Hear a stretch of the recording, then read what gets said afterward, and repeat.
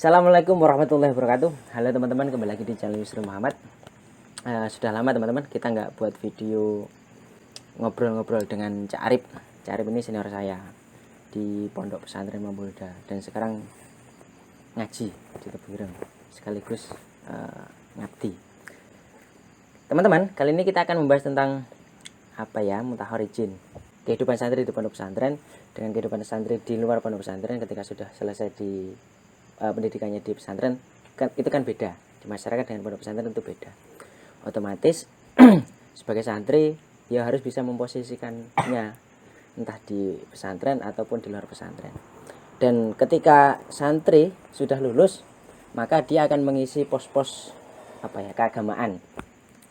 Jadi ustadz lah, jadi tokoh agama. Dan karena berbeda, ya santri harus bisa memposisikan posisinya bagaimana, nanti akan dijelaskan oleh Cak Arif. Entah dia menyampaikan keilmuannya atau menyikapi permasalahan-permasalahan yang ada di masyarakat itu sebagai mutahorijin, itu bagaimana? Ngoten. Kira-kira bagaimana Kak Arif? Cak Arif. Enggak. Kira-kira yang mana? Kalau misalkan ada permasalahan hukum lah, Ya. dan si santri ini dimintai kejelasan, atau mungkin ketika ada hal yang sudah membiasa tapi ternyata di teks kitab kurang sesuai dengan fikihnya, kurang sesuai, itu bagaimana? Yang pertama sekiranya perlu dipertimbangkan oleh mutakhoriz, yang di sini konteksnya adalah keluaran pondok pesantren, itu adalah mempertimbangkan adat dari desa atau wilayah yang ditempati itu.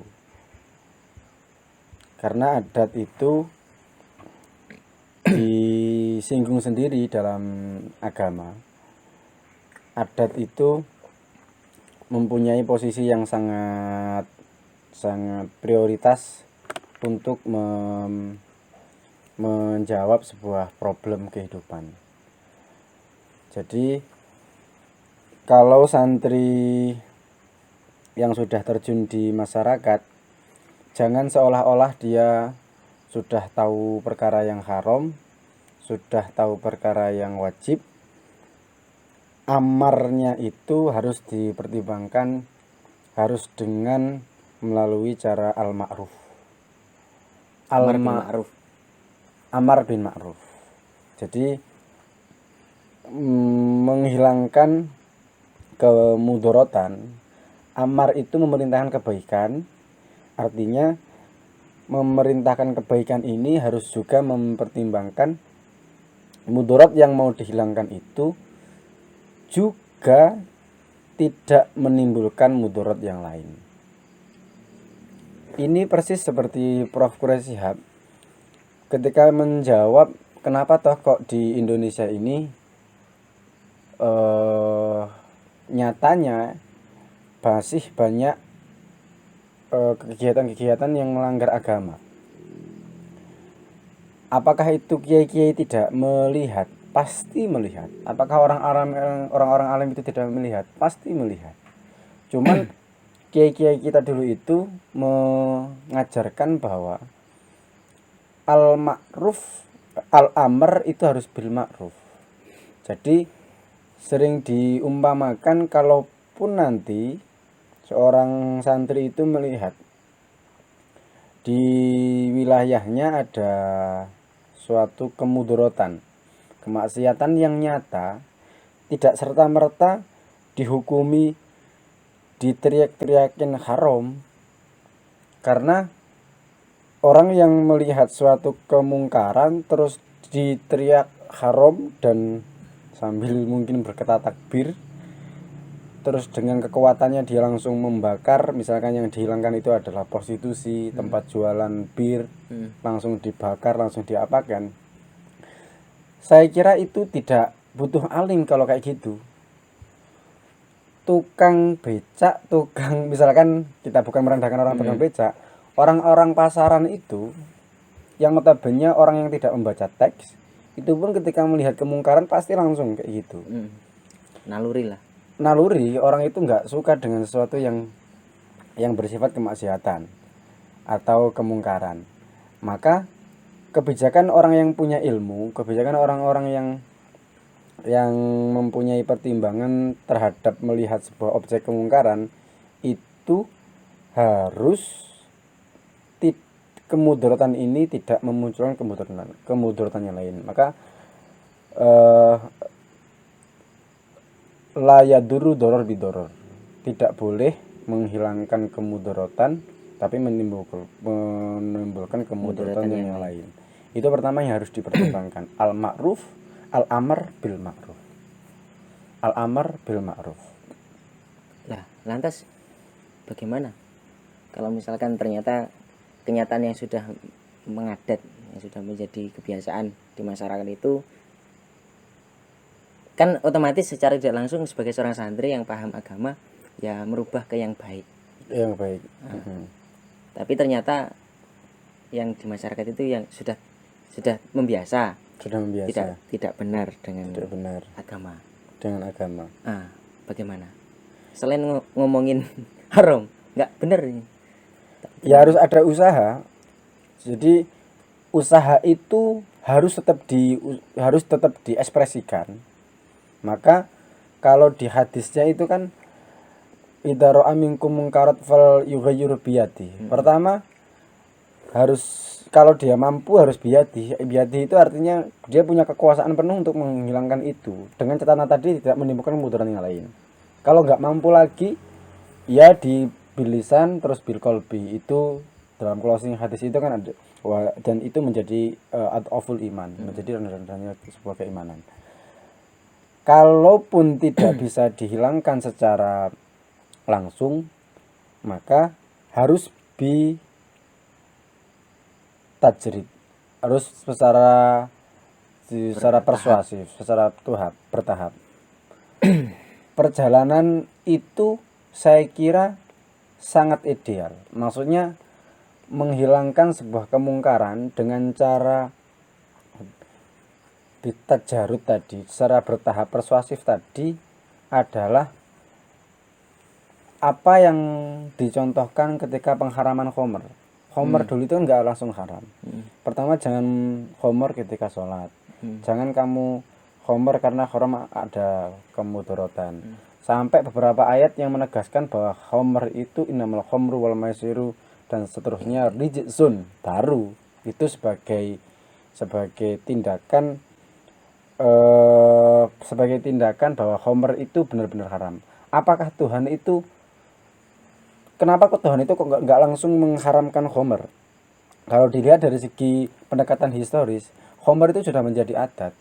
Orang sana itu habis perang ya minum khomer. Pesta-pesta gitu. Pesta-pesta, dan makanya khomer diharamkan setelah di era di Madinah. Itu pun masih dengan konsep persuasif tadi, dengan melalui metode yang bertahap. Artinya ini harus tetap dipertimbangkan. Adanya pengharaman khamr itu menjadi sebuah pelajaran, adanya ibroh untuk diambil, dibawa dan direnungi bagi seorang yang alumni pesantren untuk mengambil pelajaran itu. Pelajarannya apa? Yaitu melihat sebuah kemungkaran itu enggak serta-merta langsung menghukumi secara langsung, tetapi kalau memang itu menjadi adatnya manusia, adatnya wilayah tertentu, adatnya masyarakat tertentu, maka harus dihilangkan dengan secara semampunya. Kalau bisa langsung ya boleh, kalau memang nggak bisa langsung ya harus persuasif. Yang penting ada ingkar bi qalbi itu tadi, yang selama itu lemahnya iman.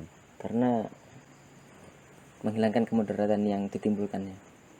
Karena contohnya misalkan perasaan gitu ya, misalkan kebiasaannya minum homer, ternyata homer nggak baik, haram. Akhirnya dia ngambek, terus nggak mau. Itu kan yang dimaksud kemungkaran, kemudarat yang lain, dan tidak mau menyentuh agama lagi misalkan, karena dia di situ wis nggak merasa nyaman dengan agama yang Iya, disampaikan. karena Islam itu dibawa dengan cara kedamaian. Kalau Islam itu dibawa dengan cara kedamaian, maka cara mengajarkannya harus dengan cara yang damai. Bisa jadi pertimbangan-pertimbangan al-amr bil ma'ruf itu, misalkan di depan kita sudah pasti ada prostitusi. Kalau kita bakar secara langsung tidak ada negosiasi, maka pasti yang pemiliknya ini atau kru-krunya atau orang yang terlibat dalam kegiatan prostitusi ini tadi di gedung ini tadi, dia akan pergi ke tempat yang lain dan itu pasti akan lebih besar. Maka pertimbangan ini harus diwancanakan dulu supaya tidak menimbulkan mudarat yang lain. Oh iya. Ya kalau terkait prostitusi, saya punya kawan yang kebetulan juga santrinya Mbah Yai Sahal. Iya. Dia bercerita kalau Mbah Yai Sahal itu malah melegalkan prostitusi. Melegalkan.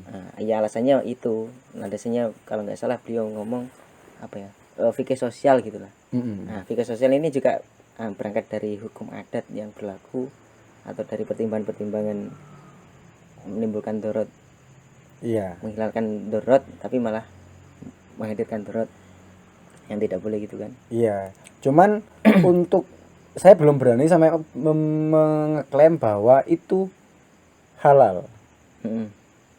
Ya mungkin beliau orang alim ya, ketika mengeluarkan sebuah produk hukum yang kita dianggap bertentangan. Tetapi sepemahaman saya, untuk bilang itu haram itu memang butuh waktu. Untuk bilang itu haram itu butuh waktu.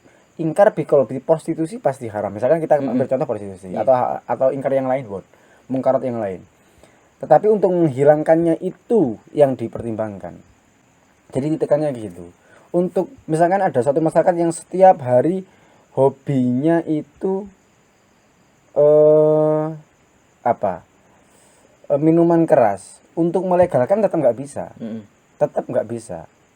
Itu yang pertama. Untuk melegalkan itu nggak bisa, tapi untuk menghilangkannya butuh pertimbangan, butuh wacana dan pembahasan yang serius lagi, supaya al-amarnya itu benar-benar bil ma'ruf, bukan al-amr bil mungkar. Yang amarnya bil mungkar muncul lagi mungkar yang lain. Kayak gitu tadi. Ma'ruf itu bisa diartikan kebijaksanaan apa enggak? Al-ma'ruf artinya pertama kebaikan, kebijaksanaan, dan sesuatu yang memang sudah diketahui duduk perkaranya. Al-ma'ruf. Maka pertimbangan seorang thalib ketika melihat sebuah kemungkaran itu memang benar-benar yang haram yang harus dipertimbangkan. Yang haram itu dibilang haram, dan untuk menghukumi haram itu juga harus pertimbangan tadi bil ma'ruf. Maka ketika suatu masyarakat itu tidak melakukan sesuatu yang haram, meskipun tidak dianjurkan oleh teks keagamaan, itu jangan selalu melulu ditenangkan, jangan selalu melulu ditentang.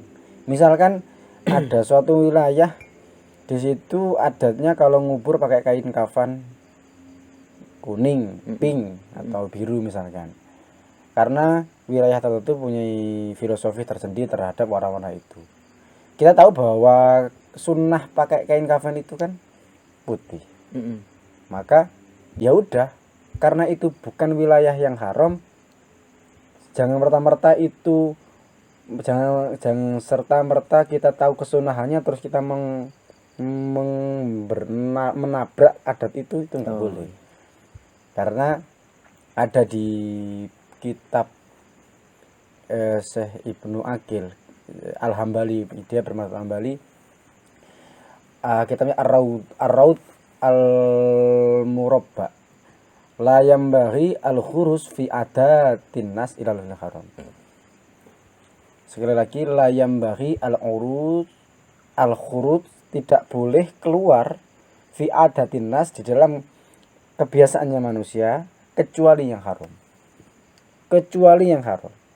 Jadi adat itu boleh dipertimbangkan, boleh dibuat sebuah pertimbangan hukum kecuali perkara itu bukan yang haram.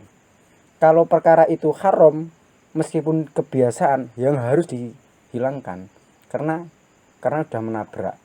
Karena sudah menabrak. Tapi sekali lagi ketika itu perkara haram, mau menghilangkannya pun harus dengan pertimbangan bil ma'ruf. Oh. Jadi titiknya kayak seperti itu.